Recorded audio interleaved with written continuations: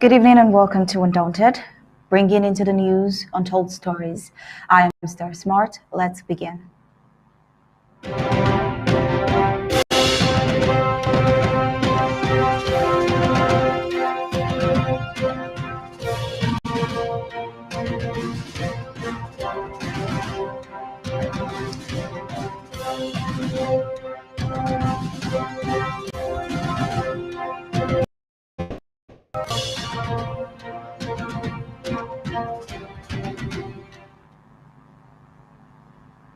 As you know, yesterday was Amazonian National Mourning Day, a day to commemorate the Bambil massacre and also to remember every other innocent lives that have been lost in this senseless war. For 7 years and counting, the colonial La Republic authorities, who have used all tactics, including blackmail, intimidation, giving the valiant ARFs a bad name in order to end them without success, instead of going to the negotiation table to end the war. Yet the colonial administrators in Amazonia have always, in front of cameras and microphones, said that peace has returned to every nook and cranny of Amazonia and that everything is under control as concerns the ongoing war in Amazonia. Even with the war escalating out of proportions with more genocides and casualties, these colonial administrators in Amazonia still remain the same and still have the same rhetoric. Well, this is because these surrogates of Bia's regime are not honest, not even with themselves. Proof that just like the leader, these colonial administrators have no feelings nor sympathy for the majority affected by the ongoing senseless war. Same reason why colonial La Republic SDOs talk of peace, forgetting that Amazonians really need justice, and that is what they really want. As soon as there is justice, peace would certainly return and the war of independence will come to an end with the restoration of the southern Cameroon's Amazonia. Well, with this very emphatic stance on the sole purpose of this liberation struggle, we'll head into the rest of the full briefings of Undaunted tonight. And that will be coming up only after the prime headlines.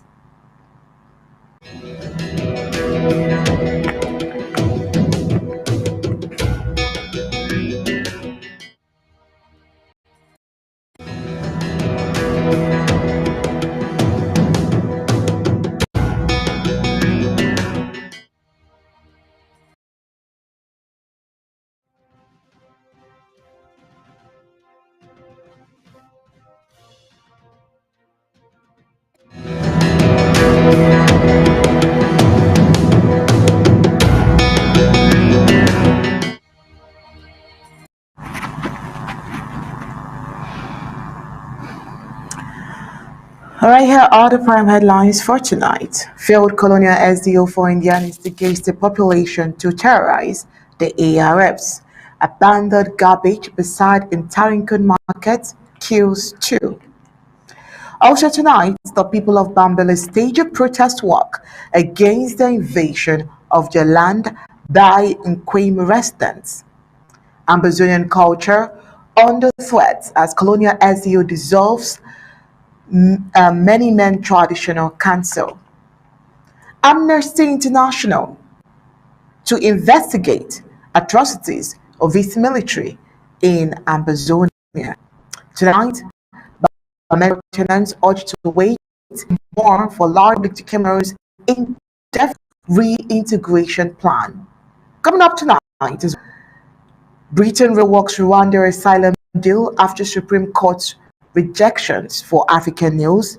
And on the foreign scene, U.S. Jews descend on Washington for pro-Israel rally. Now let's get the news in detail.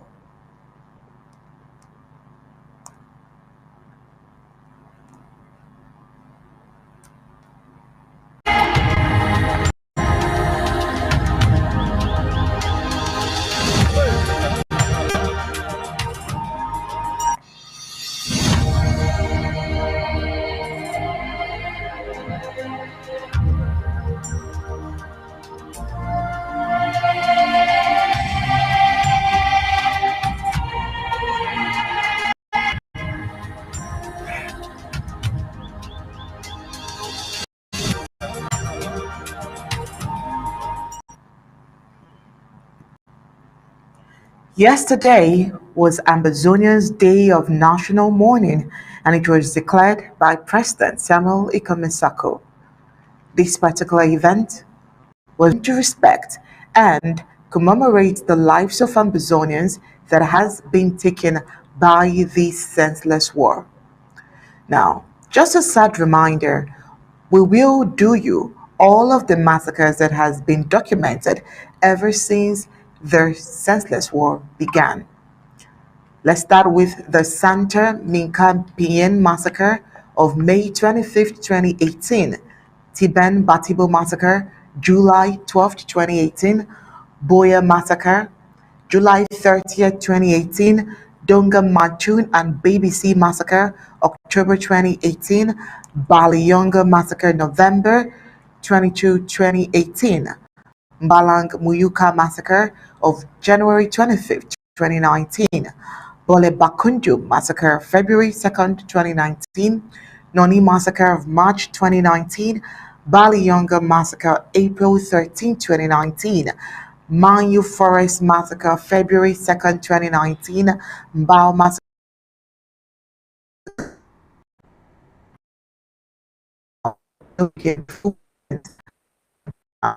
Now, Steph, you have other for us. Sure. Commemoration of the Mamfe massacre, we'll go ahead to list a couple more, which includes Gabor massacre, February 14th, 2020, where 21 persons were killed. The Akwaya massacre of June 25th, 2022, where 26 people were killed. And Mother Francisca Kumba massacre of October 24th, 2020, where 7 people were killed. Bonge massacre, March 27th, 2021, where 27 people were killed. The Akwaya massacre of June 25th, where 26 people were killed in the year 2022. Tiben Batibo massacre of July 12th, 2018. Nancho massacre of July 16th, 2023, just this year. And finally, the very most recent one of Mamfe, the Mamfe massacre of November 6th, 2020, where we had over 50 people killed. Well, here are just a few. Here is a few activities and how the day went in the home front, the operation of the Ebeko Mamfe massacre. And also in the diaspora, the celebration was worldwide. Let's get a few.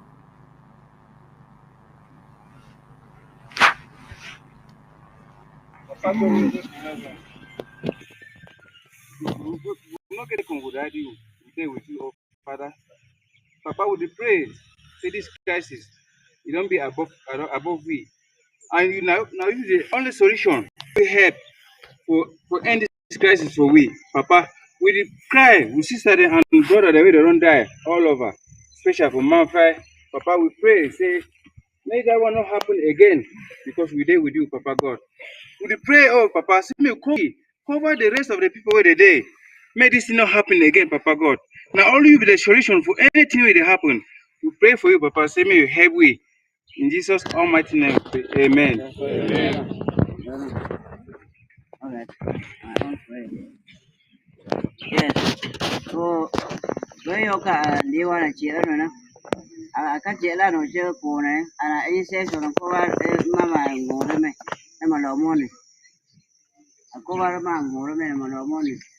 Paraนั้นเลยการงานอะไรก็ประมาณดาวหน่อยเชื่ออะไรงบเป็ดที่เอาประมาณดาวหน่อยเชื่อไม่ไอ้ยี่แกไม่จะงบเปรย์ยี่กับเปรย์นะโอ้เอ็ง again, my area, Chen Boma, God for the state, God for all women for the state. And my one guy, yeah, friend, I'm going to take it.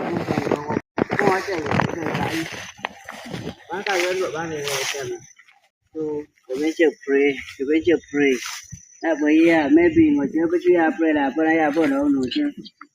So, I don't know, before you pray. So, before I want pray, yeah, today I see 15, 15 November 2023. Me, I be one of the general from Utunje for the whole of Amberland. I be General Colombo, the only Colombo for the whole of Amberland in Africa. So, what you I want to talk today, we did today for Bamali for inside Utunje for Amberland. Yes, be on our own because there are probably of Cameroon don't betray we. If you the data and say they never betray we know them don't live for almost 50 years ago. We never see any good. We never see any good. All they're talking a promise. Finally, they've been a land of promise. So we don't tire the promise and they die. And they kill him when they kill our mama and our papa and unborn child. As they kill them, so we Amazonian citizens and soldiers will not let them. As we not know, we beg on God. May put in hand. That is so that the national body, the UN, they go look into this matter and solve all this matter for the way at least we go be free for our own country on our own because they don't overpromise we and we never had two people there that they are probably of Cameroon where the president Pobia Bivondo. So we not fear them. We just be as we be, the defend our people them, and as we feel defend them. Because not, we not be learned for. My way don't see I say we make mistake. That means say if you get any idea man, or even chance correctly. So what do I get for talk? As a general for the Amberland. All the what do I get for talk? For give 1 minute of silence for our major them, for our general them, commander, captain, foot soldier, where they don't die for this struggle. And all the civilians where they don't die for this struggle. May they know say we still there. We never go back. We know they don't go for French Cameroon. We go must continue the thing where we know they don't start and then they die. We know we retreat for back like say we don't betray them. We know we betray them no one day. I know we know we betray Ambazonia and I will know we betray Gotunja and Bamali. Even whether I die, I will die for the Bamali and Gotunja and the rest of Ambazonia. I don't fear anything. We not fear anything. So nothing that way I get them for talking for the whole of Amazonia. I will forget General Ivo. I will forget Major FM Charger. I will forget FM Isubu. I will forget General Spoiler. Mr. Say I will forget Captain Transporter and Order. I will forget Commander Pekin. I will forget Captain Anini. I will still forget General Tonda. I will forget second when I'm Gambe for Bamali. I don't forget their name. All soldiers, with all civilian them, where they don't die, constantly struggle for the whole Amberland and for the whole Bamali.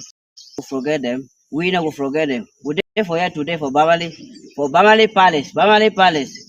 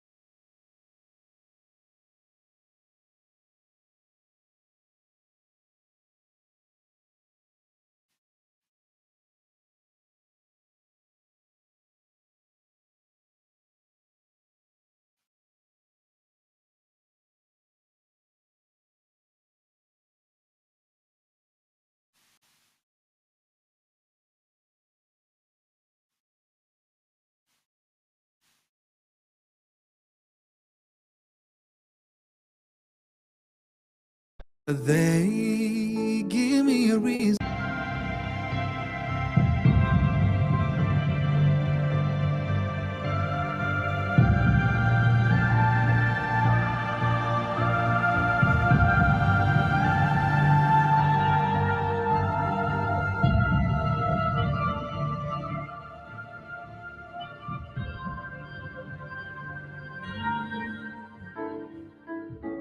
I'm who I am because I believe the memories of yesterday can never be changed. But they give me a reason to live again. There is a reason I am here today, but there is no reason you lost your lives. You were called abusive names, deprived of rights to be humans, slayed because of who you were born. I am lighting a candle as the sign of resilience. I'm paying a tribute. You left a legacy, and I'm a fruit. Well, sadly, that's just the feeling that you would get when you go through the Amazonian Genocide Library. You would see all of the terrifying massacres that we've reported here. So that video was necessary. And so moving on, it has been part and parcel of the colonial administrators in Amazonia to front microphones to say peace has returned to Amazonia, or that everything is under control as it concerns the ongoing war in Amazonia. Even when the war is escalating in other proportion, they still maintain the same rhetoric. This is because the surrogates of Paul Biya's regime are not honest with themselves. This is just a proof that, just like the leader, these colonial administrators have no feeling nor sympathy for the majority of the ongoing war and those that it has affected. It might just be right to conclude two things. The first thing is that they are feeding fat from the war, and the second is that they might just be pleasing their leaders who believe in crushing Amazonians and its military. A day after colonial officials of La Republic de Cameroon made claim that security is returning to Amazonia in general and Tico in party, and Tico in particular, Amazonian forces of Bello local government area neutralized three of its La Republic de Cameroon colonial forces. While they continue to deceive themselves and the international communities that everything is under control, their colonial forces are experiencing the contrary. Well, the Amazonian Restoration Forces of Bello local government area of Boyo County have wiped out the Republic of Colombian military. The operation took place on November 12, 2023, and the outcome of the operation, as captured in this video you can see right now that was in circulation, is a presentation of 3 automatic firearms collected by the Amazonian Restoration Forces from the enemy and a display of one of the corpses in evidence of their operation. Boyo County is one of the strong zones of resistance by the Amazonian Restoration Forces from the La Republic de Cameroon terrorizing colonial forces. Well, the successful operation on the part of the Amazonian Restoration Forces is coming just 6 days after La Republic de Cameroon colonial forces provided a human shield to bigwigs and loyalists to the Cameroon's People's Democratic Movement, CPDM, as the day we are celebrating the 41st anniversary of their party leader and ruler, Paul Biya. The stomach-driven politicians have taken refuge in La Republic de Cameroon's political capital, Yaoundé.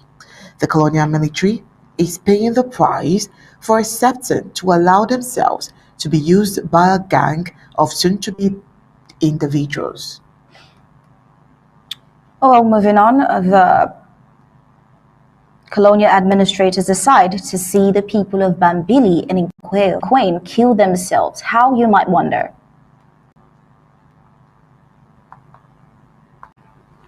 Well, the land dispute between the people of Nkwame and that of Bambili is yet to be resolved, though the matter is at the colonial Bamenda court of first instance. Both villages are still at loggerheads on the ground.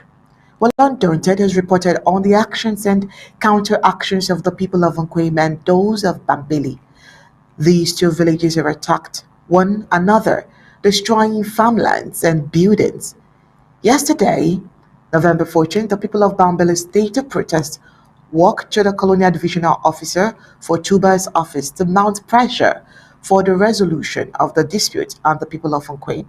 Well, the full report has it that the Bambili, on November 14th, 2023, went on a protest against the land people of Quain. These protesters met the office of the Colonial Divisional Officer for Tuba.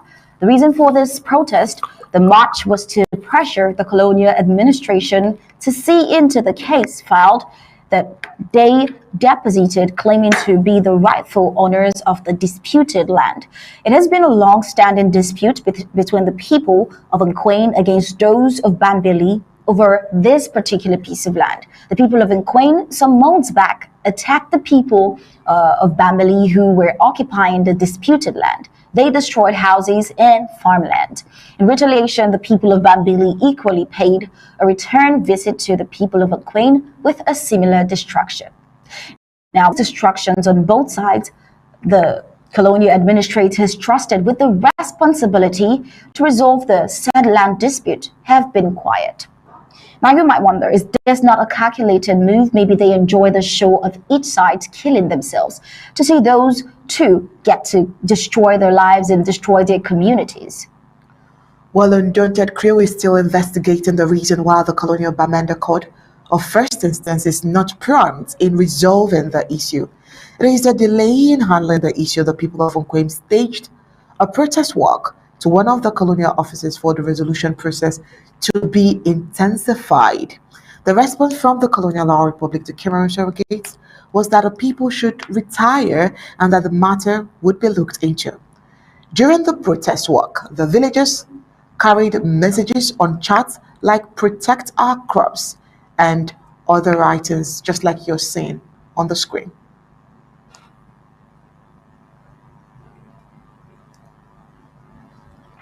Well, moving on, the dump site adjacent Intarican Market is now on a constant cleanup. This is only happening after 2 lives were wasted as a result of the pile and heap of dirt at that particular spot. A child of 9 has been reported before to have died because of this garbage heap. This child, coming into Bamenda town from Menchum County, was crushed at the garbage spot by a truck. Days later, Cho Bernard Unser, a widely known popular person known as Starboy, was knocked down by a car and died on the way to the hospital. Sadly, before these 2 separate incidents took place at that same spot, the dirt pile spot, the Bamenda Colonial City Council, with the responsibility of managing waste in the city of Bamenda, abandoned the carrying out of waste at the Intarican Market. This led to a huge garbage heap that invaded the road and making it smaller. The irritating smell from this heap caused a lot of drivers to not only manage the narrow road, but to go at high speed to avoid the smell from this pile of dirt. Now, it was only after these 2 fatal incidents that the Colonial City Council got up from their sleep to decide to clear the waste. Now, this is proof.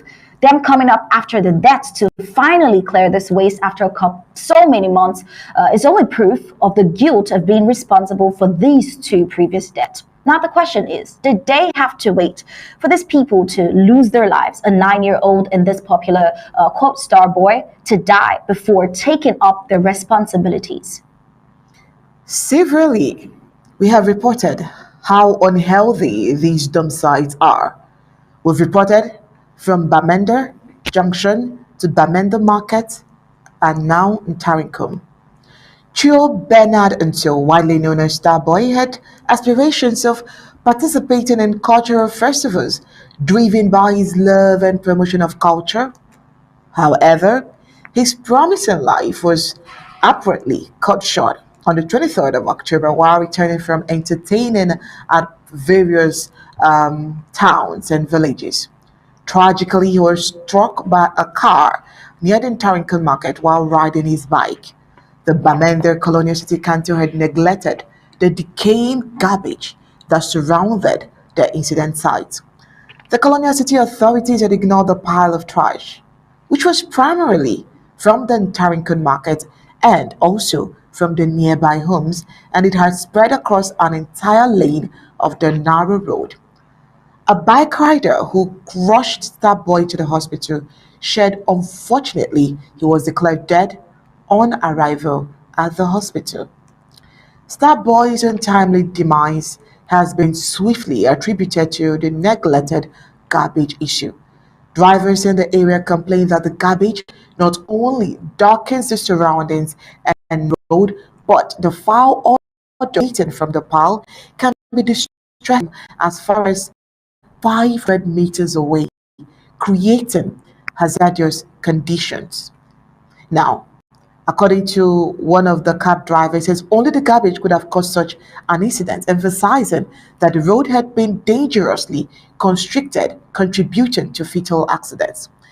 Following the incident on 23rd October, the Bamenda Colonial City Council promptly cleared the waste. So, lives lost. However, some speculate the swift replicate the colonial cities council's awareness of their negligence leading to deaths. A family member remarked, he says the suspicious promptness of the Bamenda Colonial City Council only confirms that they are aware that the garbage they abandoned on the street is the cause of Starboy's death as well as the 9-year-old's death. Could they have been any more apt about that? Well, for years, the Bamenda Colonial City Council, under various appointed in-house slave government delegates and now an elected city mayor, has struggled to maintain cleanliness in the city. Their waste management initiatives have proven ineffective in a pervasive garbage problem in the colonial city authorities have often attributed their shortcomings to the tense security at since 2016. Ironic how they cover everything is small. Well, despite Bamenda continues to accumulate both biodegradable and non-biodegradable waste weekly, with the refuse ending up outside. Well, an environmentalist criticized the Colonial Council's approach, stated that it transfers the health and environmental damage to another site. He recommended embracing waste management techniques such as recycling, where the community sorts the waste and the colonial councils handles collection and recycling. In Bamenda, the impact of waste extends beyond air pollution and surface degradation. The latter contaminates surface and underground water, posing risks to human and aquatic ecosystem. Starboy was laid arrested on the 4th of November 2023 at the family's compound in Natamfe, Makon. Family members emphasizes that cleaning up Bamenda is the most fitting way for the Colonial City Council to honor the dead's memory. Oh well, just in case you thought the assimilation plan of Larry has subsided, you probably have got it wrong, because reports reaching us tells us the La République du Cameroon colonial administration is fast destroying the culture of the people of Amazonia by infringing on the traditional affairs of the people. Last time it was the colonial senior divisional officer for Menchu launched a call for those postulating the post of SU to drop their files at his office. Like, it is a clerical job. It was only after the people of Esu hushed him down that the matter had to somehow subside. Today, it is the colonial senior divisional officer for Kupe Monenguba, Mungambo William, who dissolved the traditional council of Manyemen village. The colonial senior divisional officer of Kupe Monenguba, Mongambo Ekema William, has dissolved the council of Manyemen village in the Atlantic zone of Amazonia as the community struggles for a new traditional ruler.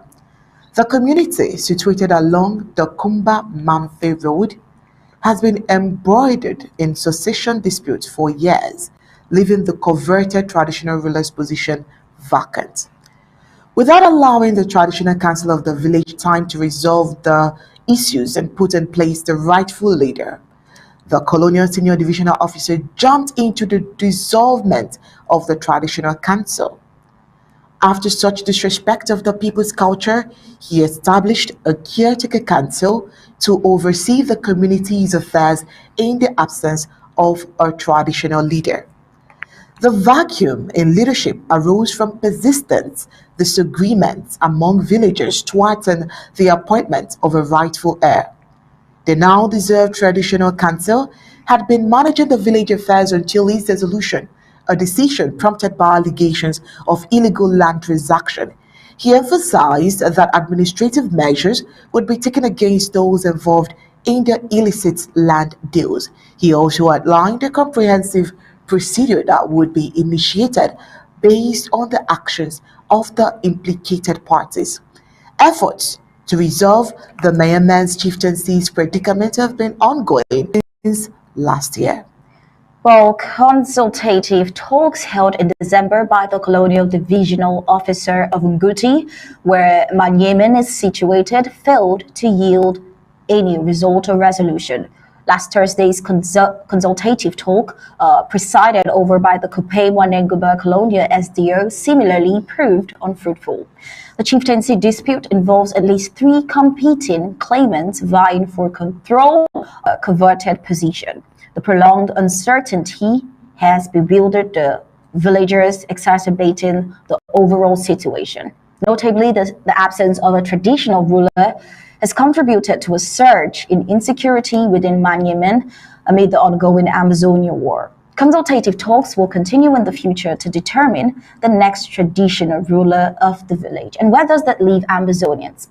In a state of more assimilation. All right, moving on, we know that for 7 years, counting, the La Republic authorities have used all tactics, including blackmail, intimidation, giving daily RFs, to kill a dog, without success. And they have discovered that the restoration quest is in the DNA of every Amazonian and is devising a new tactics. As the shameless colonial La Republic SDO for the Indian, Gilbert Gribai Baldena is now the population of Mundemba and Kondotiti local government areas. He visited on November 9th and 10th, respectively, to terrorize the terrorist code, referring to the Amazonian Restoration Forces, telling them to terrorize the terrorists. Well, we've seen the sequels to this particular statement. To the Colonial La Republic Senior Divisional Senior Administrative Officer, this implies to denounce and report Amazonian restoration fighters to La Republic insecurity and colonial administrative officials. Say no to ghost towns and lockdowns by sending their children to school on Mondays, and to unity and development, according to him. Well, while in a Kondotiti local government area, he says one of the hardest hit areas by the armed conflicts, the inhabitants said they are tired of the war.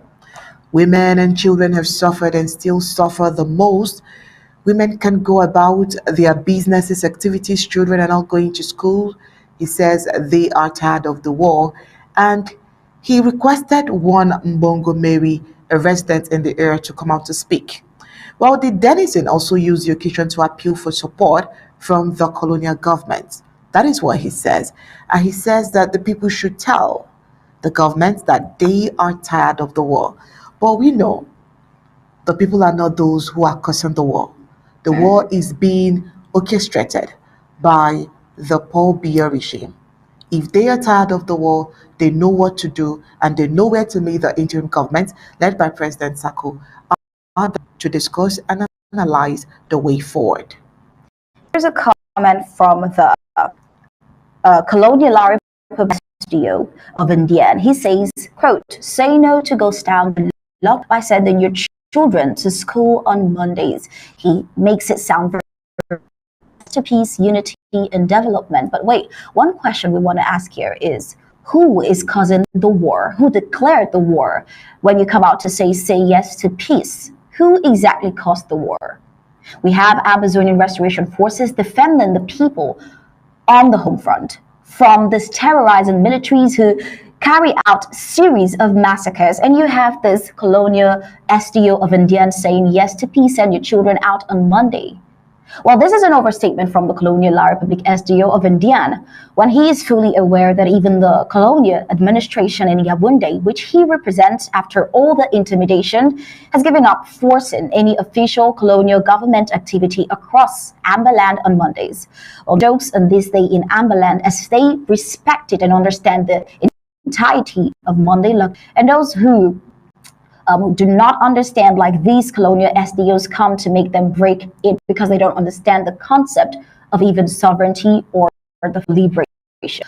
Well, all intimidations, even to teachers, with threats of salary cut, have not yielded the desired results because Amazonia know what this is about and they are winning.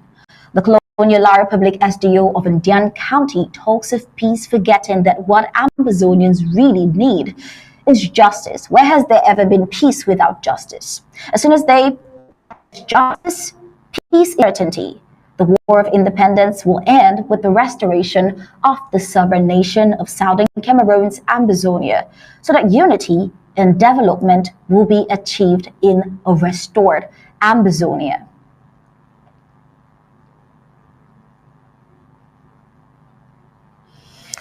Well, let's look at the Amnesty International calls for investigation into allegations of human rights violations in Amazonia.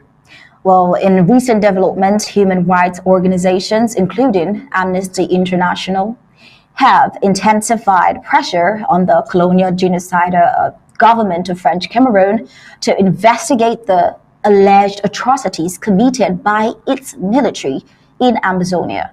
The Amazonian struggle has gained momentum on the international stage with the Mamfe massacre serving as a catalyst. Even the United Nations Secretary General's office has condemned these atrocities and called for immediate action and dialogue amongst stakeholders, while critics argue that the UN recommendations lack specificity. The fact that the international community is finally acknowledging the plight of Amazonians is a significant step forward for their freedom quest.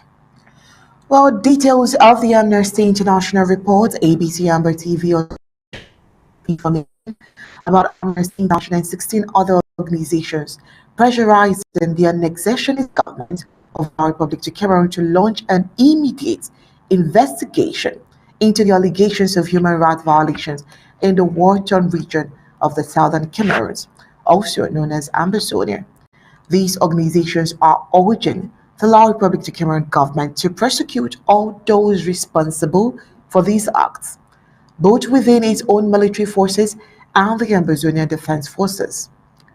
The report by Gab Ellison, which you'll listen to shortly, provides further insights into the calls made by Amnesty International and the other organizations in their pursuit of justice for the affected population. The investigation seeks to uncover the truth about the brutal acts committed during the conflicts and ensure that those responsible are held accountable. Gab Ellison, talk to us.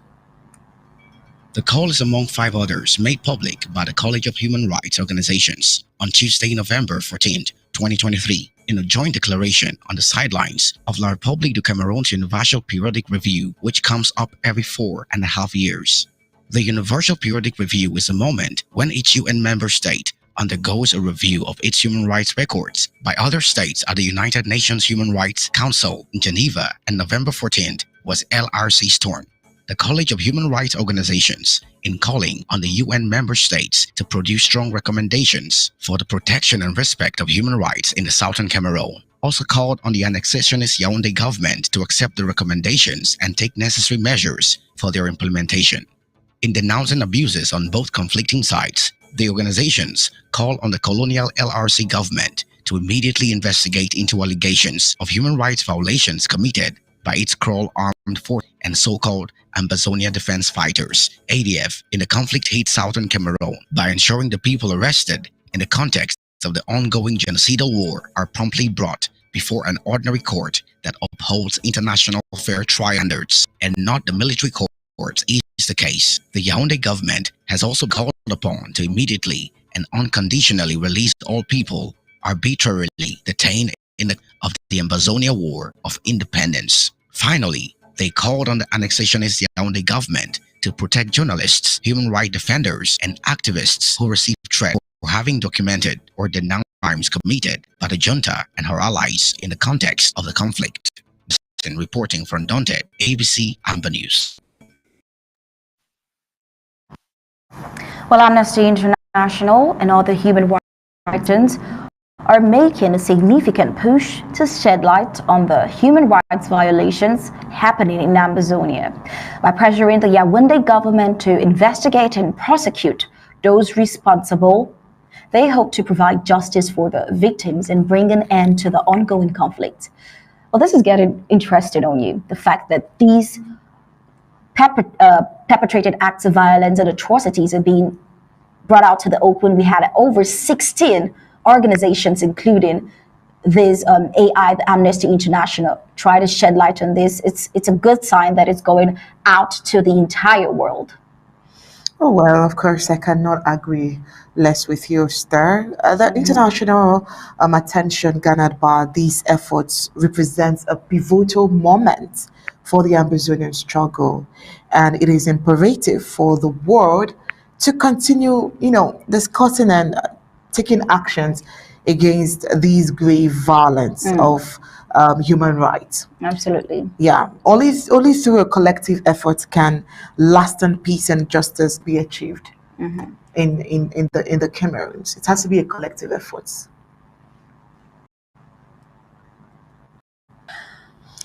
Oh well, moving on.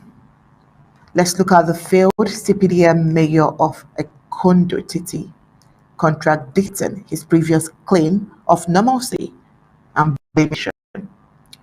Utemma Ndiba, the CPDM mayor of Ekondo in the Indian county, has castigated the local population for failing to collaborate with Colonial Republic of Cameroon security forces. This assertion was made during a recent peace tour orchestrated by the Republic of Cameroon's occupier senior divisional officer of Indian. The CPDM mayor pointed accusing fingers at the residents, holding them responsible for not reporting incidents and not cooperating with the Colonial Republic of Cameroon forces. In a meeting with the local population, she remarked, and I quote, "How many reports have you passed over to the annexationist La Republic of Cameroon security forces to collaborate with them to ensure that they know what comes from you is something that they must work. When they go for it, they will have the answer." Now, she was asking the people. Now, during a recent joint so-called La République Insecurity Evaluation meeting chaired by the Colonial La République's Army Chief of Staff, General René Claude Mecca, the occupier defense officials were seeing vision stating that the security situation is improving due to the support from the public. The La République's Colonial Colonel Nambele Louis, the most senior army official in the southern zone of Ambazonia, his perspective is certain, quote, "Now the security situation is calm and it's improving. We are backing our population, who are giving us a lot of intel at this point, so the situation is improving," he says. But with all these contradictions from the failed La République authorities, who can deny the truth at this point? Well, as it stands now, Ekondo Chichi locals are in a conundrum with themselves. They say that they have faced numerous challenges since the onset of the War of Independence for years. Local residents have called for a lasting solution to the armed conflict that has claimed numerous lives in the local government. However, they find themselves entangled in the dilemma as they navigate instruction both the colonial administration and the Amazonian restoration fighters and forces. The local population, conscious of their safety, frequently becomes paralyzed by these issues, even though the La Republic de Cameroon and accessionist government expects cooperation with the occupier and security forces, which has occasionally had tragic results. Is there really normalcy? Obviously, there is none. Well, in her speech, the CPSM mayor of Okondo, TT, May Utam Margaret Ndiba, questioned the population's genuine collaboration with the occupier in security and administrative officials to end the war. How often do you collaborate with security forces, she asked. Do you give them vital information which will permit them go down on the field and track down the peace haters, quote, or you choose to collaborate with them? It's time to be trustworthy, sincere, work as one with the Colonial Republic authorities for peace to be restored and development fostered. Exalted Mayor Utam Margaret Ndiba of the CPDM had this to say. Now, like every other brainwashed CPDM militia, Mayor Utam Margaret Ndiba of the CPDM forgets that there cannot be peace without justice, as emphasized time and time again, and that until Amazonia is free from La Republique's shackle, La Republique cannot feign normalcy and peace to the entire world. Well, moving on, let's look at what's happening from the DDR centers. Well, it takes lies to sustain a lie, right? Look to Cameroon, trickled some chicken-hearted Amazonians to dropping their guns and joining the disarmament, demobilization, and reintegration DDR centers. The La Republic de Cameroon colonial administration lied to these Amazonians that their lots would be better off only if they dropped their fight for the restoration of the statehood of the former British Southern Cameroons and joined the DDR centers.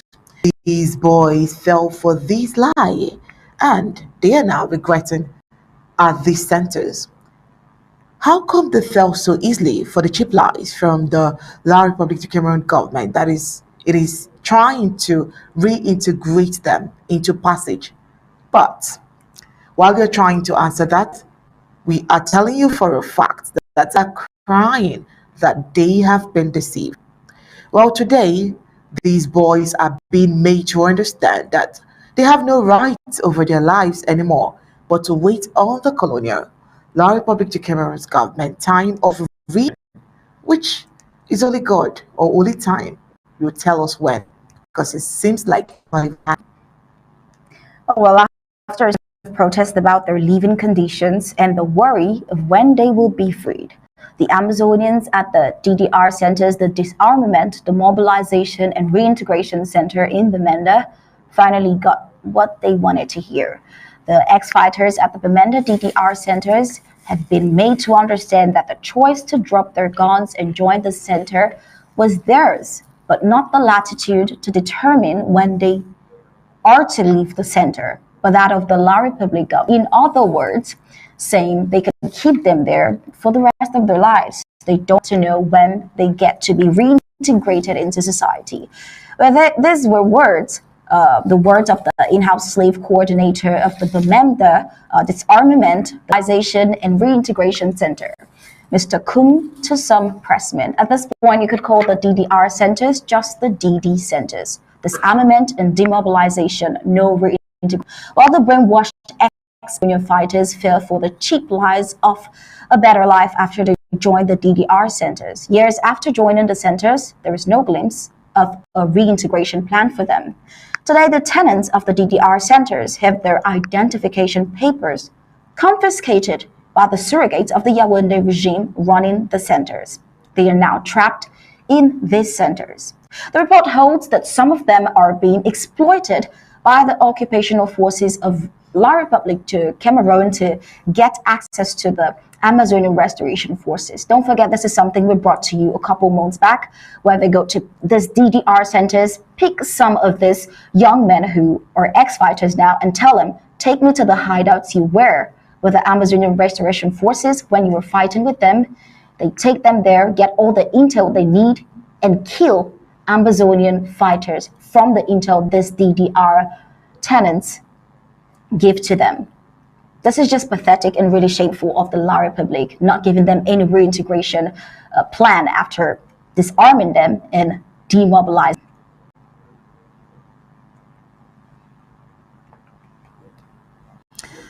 All right, then moving on. Sadly, while people in Bamenda are struggling for good roads, well, they are also struggling to ensure that they survive as armed bandits exploit them. The people of Bamenda are living another crisis, the ongoing war that has ravaged and raged since 2017. The new emerging crisis is now on the high, which has increased crime wave.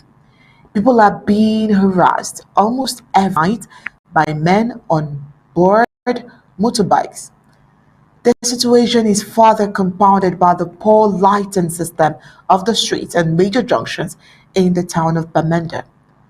The colonial administrators of the town have failed in electrifying the town. Men of the underworld are exploiting the dark nature of some areas to carry out harassment and extortion acts. Oh well, the full report that Bamenda denizens paralyzed by the of this ongoing war declared on Amazonia by La Republic's leadership now live in an atmosphere of uncertainty. Nights are growing scarier in Bamenda as the city grapples with a surge in criminal activities, leaving residents fearful for their safety. Reports of harassment and robbery by men of the underworld have become distressingly frequent, plunging the city in a state of unease. Arrest Agwe shared a harrowing experience of being robbed by three assailants on motorbike at Miss Nguyen Junction around 8 p.m. Agwe, a parent returning from work, recounted how he was harassed as he stopped by a roadside shop to buy bread. His owner D says, on my way out, I was harassed and my money was collected. Now, such incidents of aggression and harassment have become an unsettling for many in Bamenda. The darkness that befalls the city when night falls exacerbates the situation, with the lack of street lights providing cover for criminal activities. Manka, another victim, explained that when the robbers came, they said they were on parole at hospital around. They collected their money and left on bikes. Well, that the colonial administrative and security forces often portraying the security situation as improving. Residents argue that the reality paints a different picture. Instances of people knocking on doors at night, protectedly saying they are amber fighters, which is a lie, demanding a so-called liberation tax in some neighborhood, have added to the growing concern. As Bamenda faces their treacherous approach of the year's end period, residents are urging the colonial authorities to address the glaring issues of inadequate street lighting. Many believe that improved visibility at major roundabouts within the city could act as a deterrent, potentially reducing the rate of harassment and enhancing overall security. And so you see, Zonia basic amenities has to be begged, cried for.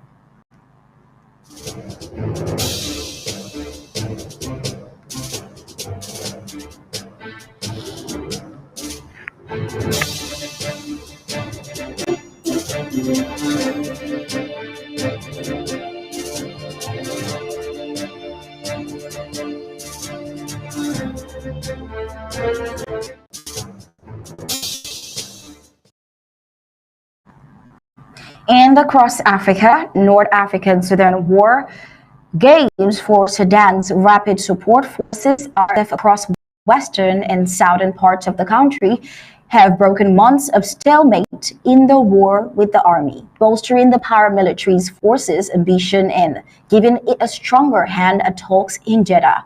The RSF's dominance in its Darfur power base and the advances it has made in other regions stretching eastwards to Khartoum, the capital, has prompted speculation that Sudan could suffer another split 12 years after losing South Sudan.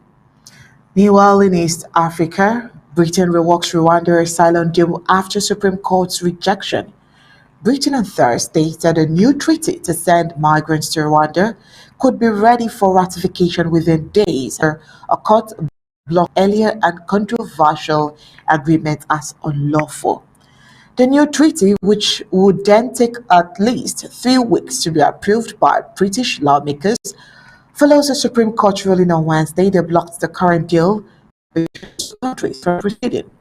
Wednesday ruling, members of the Fudge panel unanimously siding with an earlier Court of Appeal that policy to deport asylum seekers and refugees to Rwanda was incompatible with Britain's international obligations.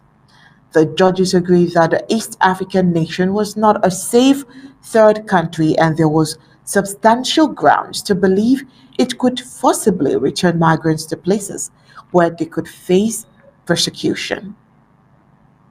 Oh, well, still in East Africa, Kenya's parliament approved those deployment of its plea to Haiti to lead a UN-backed multi-nation aimed at restoring peace and security in the gang-plagued Caribbean nation. Speaking to lawmakers in Parliament, Deputy Speaker Gladys Bowles-Shirley said the House approves the deployment of the officers of the National Police Service to multinational security support missions to Haiti. Shirley's sentiment came amid criticism of Kenya's involvement in the mission and going court challenge against President William Ruto's administration that is barring the deployment of any police to Haiti. Despite the challenge, Ruto's administration says it is ready to provide up to 1,000 personnel and vowed that preparations for the mission will continue. Meanwhile, in West Africa, Ghana's president calls for slavery reparations at Accra's conference. Financial reparations are long overdue to Africans and the diaspora as compensation for the enslavement of people of African descent, Ghanaian President Nana Akufo-Addo said on Tuesday on the first day of a conference on how to address such historical injustice. Advocates have long called for paying reparation or making other amends for slavery, but the movement has recently gained momentum worldwide amid growing demands from African Caribbean countries. No amount of money can restore the damage caused by the transatlantic slave trade, but surely this is a matter that the world must confront and can no longer ignore. Akufo-Addo said, launching the reparation conference in the Ghanaian capital, Accra. The event is expected to produce an African-led action plan to push for reparatory justice, establishing an African committee of experts to oversee the plan's implementation and boost collaboration with the broader diaspora, according to a list of planned outcomes on its website. Yes, elections are still ongoing in Madagascar. Votes in presidential elections, others boycott. Madagascar's President Andry Rajoelina urged people to vote on Thursday in a highly contested presidential election in which he is seeking a new term, and an opposition called to block the polls. Rajoelina is 13 candidates on the ballot, but 10 of the others have called on voters to shun the elections, complaining of an institutional coup in favor of the incumbent.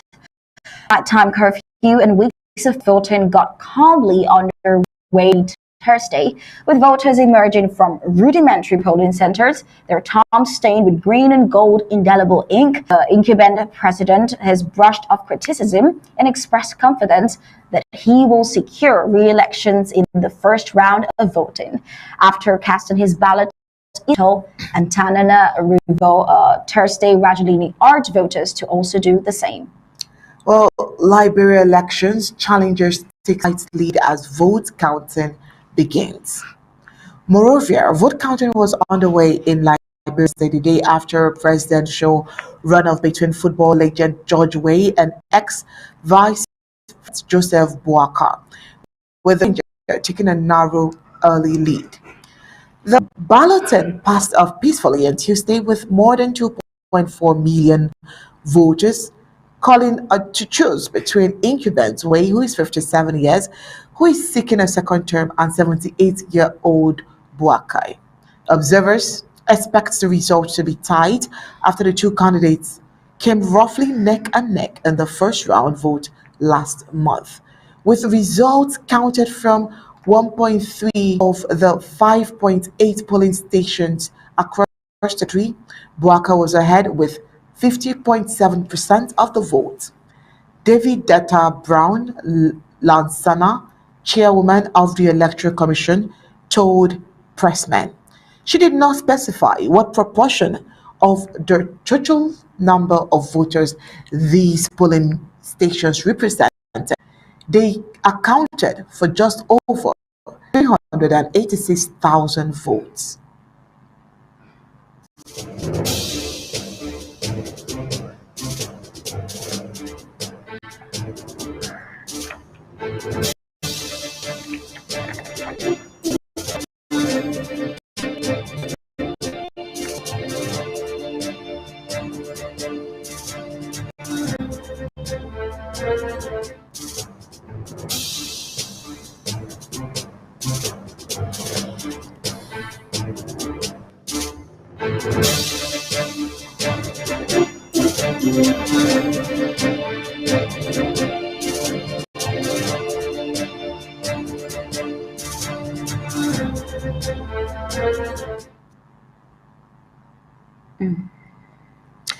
All right, news first. The Globe.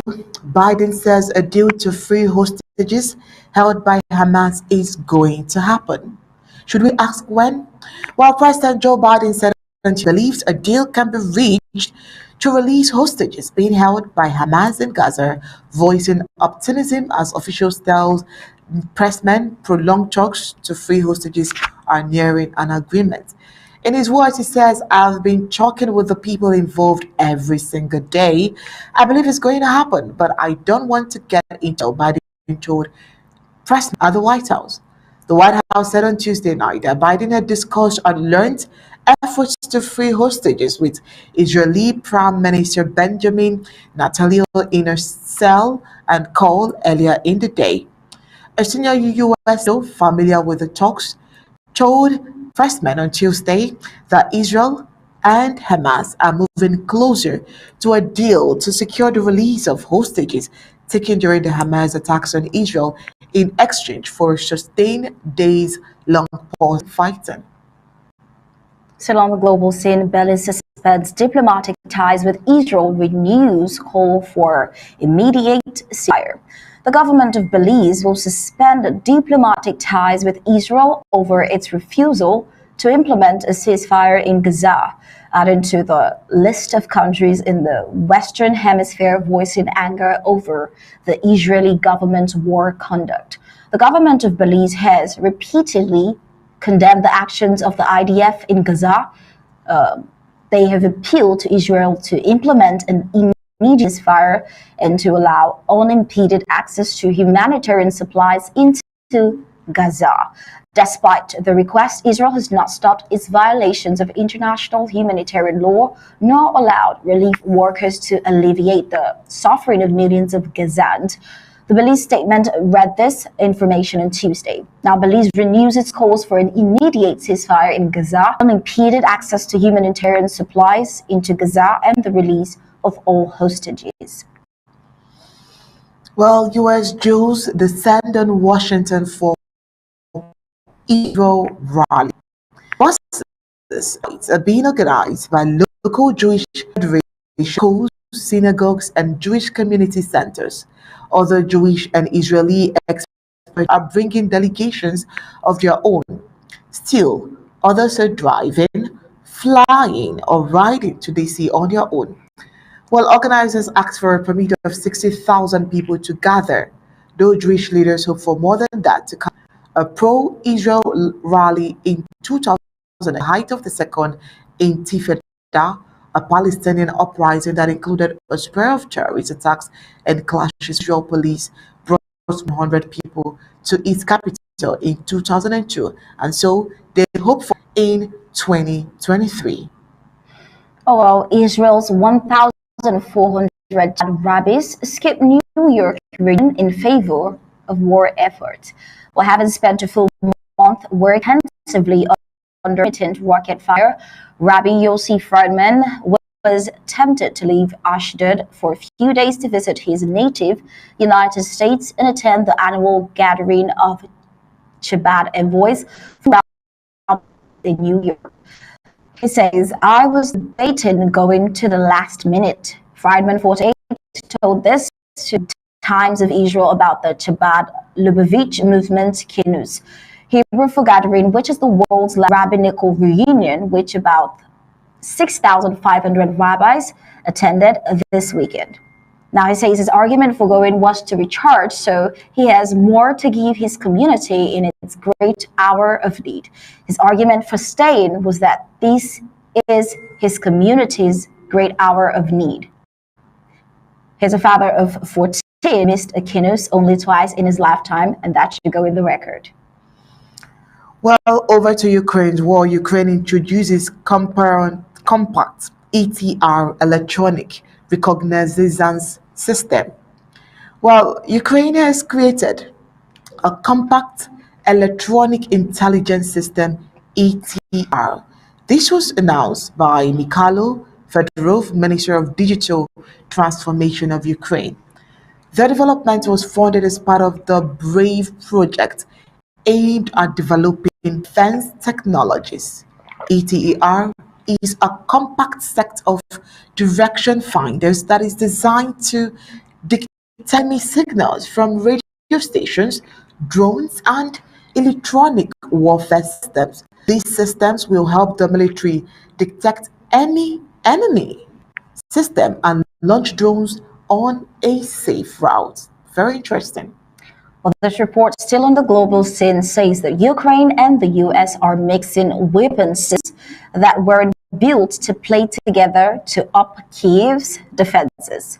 Now, aerial footage by General Oleksandr Tarnavsky, commander of Ukraine's TAV operational strategy group, on Monday showed destroyed and smoking Russian vehicle field near Avdiivka, along what appear to be dead Russian soldiers. Now, the video film Ukraine's 47th Separate Mechanized Brigade also contains footage filmed from a drone as it approaches and then hits a Russian armored vehicle, as well as huge fires and billowing smokes coming from the remains of some tanks.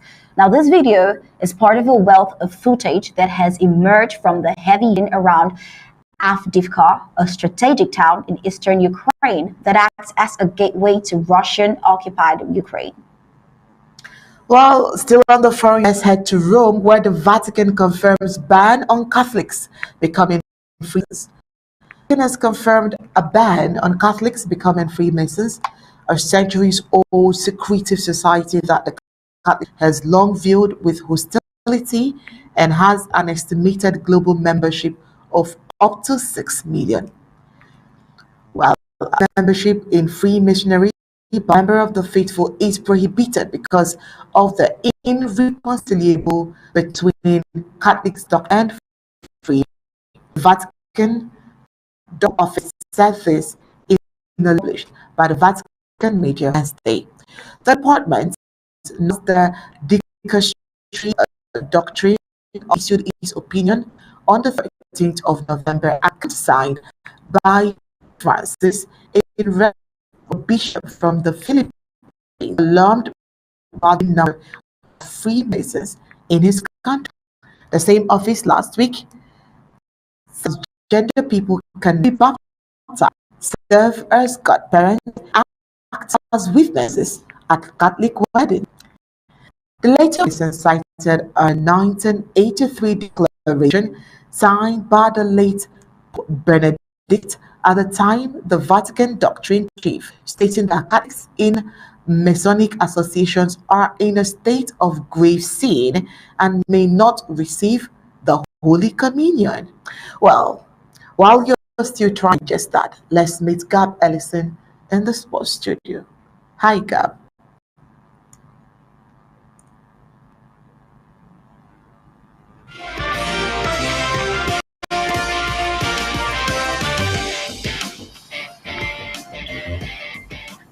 Latest world sports. Football. World Cup 2022. Inaction on workers' right, tainting World Cup legacy, says Amnesty International. Inaction by Qatar and FIFA on workers' right is tainting the legacy of the 2022 World Cup, according to Amnesty International. Almost a year since the tournament began, the human rights group claims progress has largely stalled. It says remedy and justice for hundreds of thousands of workers who suffered abuses linked to the tournament remain elusive. In a new report titled A Legacy in Jeopardy, the organization concludes that reforms have been weakly enforced, with abuses still continuing. However, Qatar's government responded by insisting that the World Cup accelerated labor reforms, creating a significant and lasting tournament legacy. FIFA said it was unable that significant progress had taken place, but accepted that heightened efforts are needed to ensure that reforms benefit all workers in the country. Controversy over the human cost of building the infrastructure required for the 2022 tournament in states extreme summer heat hung over the event for years. In 2021, it was revealed that 6,500 migrant workers from India, Pakistan, Nepal, Bangladesh, Sri Lanka had died in Qatar since it won its bid to host the World Cup in 2010. However, the Qatari government said not all the deaths recorded were of people working on World Cup related projects, and that many could have from old age or other natural causes. Before the tournament, authorities claimed there had only been 3 work-related deaths on actual stadium construction sites since work began in 2014. But during the event, organizers said the number of migrant workers who died on World Cup-related projects were between 400 and 500. Qatar had introduced labor reforms from 2017 with more protection for workers, a minimum wage, and the dismantling of the controversial kafala sponsorship system, but there have been long-standing concerns over the implementation of the changes. Despite pressure from campaigners and European football associations, as well as generating a record £6 billion from the World Cup, FIFA resisted calls for a compensation fund for the families of workers who had died, instead setting up a legacy fund directed at education. Amid calls for the creation of a migrant worker center in Doha, FIFA President Gianni Infantino announced plans for a permanent office for the International Organization, a UN agency. Athletics. Elaine Thompson-Herah, 5-time Olympic champion with coach. 5-time Olympic champion Elaine Thompson-Herah has split with her 8 months before she attempted to defeat her sprint titles at Paris 2024. According to a management team, the 31-year-old parted with Shaniki Osborne because of the extremely excessive turn sought by the coach. The Jamaican won 100 meters and 4 times 100 meters gold at Tokyo 2020 after winning 100 meters and 200 meters gold at Rio 2016. She is the second fastest woman in history over 100 meters. Collectively, we had no choice but to seek the services of another coach, Thompson-Herah's management team said in a statement.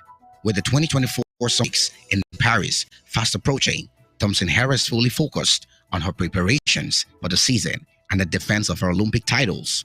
While Thompson-Herah had leaded women's sprinting previous 2 Olympic Games, she failed to qualify for year's World Championships in Budapest following an injury-hampered season. American Florence Griffith Joyner, who clocked 10.49 seconds in 1988, the only woman to have run faster than Thompson-Herah's 100 meters personal best of 10.54 seconds. Ice hockey. Man released on bail following arrest on suspicion of manslaughter over death of ice hockey player Adam Johnson, police say. A man has been released on bail following his arrest on suspicion of manslaughter in connection with the death of ice hockey player Adam Johnson, South Yorkshire Police said in a statement on Wednesday. Johnson died after sustaining to the neck in a collision with another player during the second period of the Nottingham Panthers game against the Sheffield Steelers in England on October 28. A Sheffield coroner's report found that the 29-year-old sustained an incised wound to the neck caused by the skate of another player and later died in hospital as a result of the injury. Our investigation launched immediately following this tragedy, and we have been carrying out extensive inquiries ever since to piece together which led to the loss of Adam in these unprecedented circumstances. Detective Chief Superintendent Bex Hosford said in a police, "We have been speaking to highly specialized experts in their field to assist in our inquiries and continue to work closely with the Health and Safety Department at Sheffield City Council, which is supporting our ongoing investigation." In an update on Wednesday, police said that the man had been released on bail as the investigation continues. Following Johnson's death, the Panthers described in a statement on October 29th, accident, there has been increased focus on player safety in ice hockey, particularly on whether protective neck guards should be more widely worn. Adam's death has sent shockwaves through many communities, from our local residents here in Sheffield, ice hockey fans across the world, Hosford said on Tuesday. Born in Hibbing, Minnesota, Johnson started his professional career in the American Hockey League before progressing to the National Hockey League. He featured in 13 games over 2 years for the Pittsburgh Penguins and also played in Sweden and Germany before joining the Panthers for the 2023-2024 season. In an obituary, Johnson's family remembered him as a genuinely authentic person who took pleasure in the everyday things. Members of the ice hockey community across the world have paid tribute to the forward, including in the city of Nottingham, have laid flowers outside Motor Point Arena. Police said on Tuesday that officers are supporting Johnson's family while the investigation into his death remains ongoing. Gab Ellison reporting for Undaunted, ABC Amber News.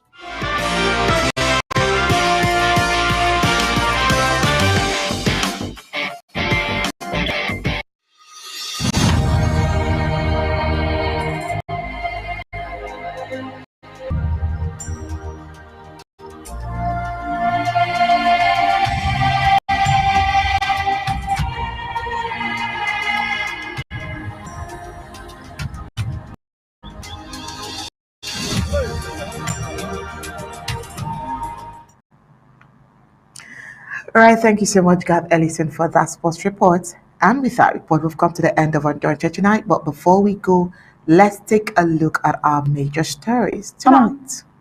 We told you that. Well, on Undaunted tonight, we brought to you the failed colonial SDO for Indian who instigate the population to terrorize the restoration forces, and the garbage beside in Tarinkan that eventually was cleaned up only after 2 people were killed. Now, failed CPDM mayor of Kondo Titi contradicts his claims of normalcy and blames the population for insecurity. Rattle of Bambil staging a protest walks the invasion of their lands by Nquain residents still have in Lara Republic's court staying silent until more destruction take place. Well, tonight we told you that the culture wet as colonial SDO dissolved Mayaman Traditional Council, Amnesty International, to investigate atrocities of its military in Amazonia. Tonight we also told you that fear grieves Bamenda's residents face escalating harassment. On the scene, we told you that Britain reworks Rwanda asylum deal after Supreme Court rejection, and US Jews descend on Washington for pro-Israel rally. And that was it for tonight. So don't get into the news Untold Stories. On behalf of my co-anchor Stersmart, and we say thank you for tuning in. I'll leave you with ABC Amber TV Images. Good night and God bless you.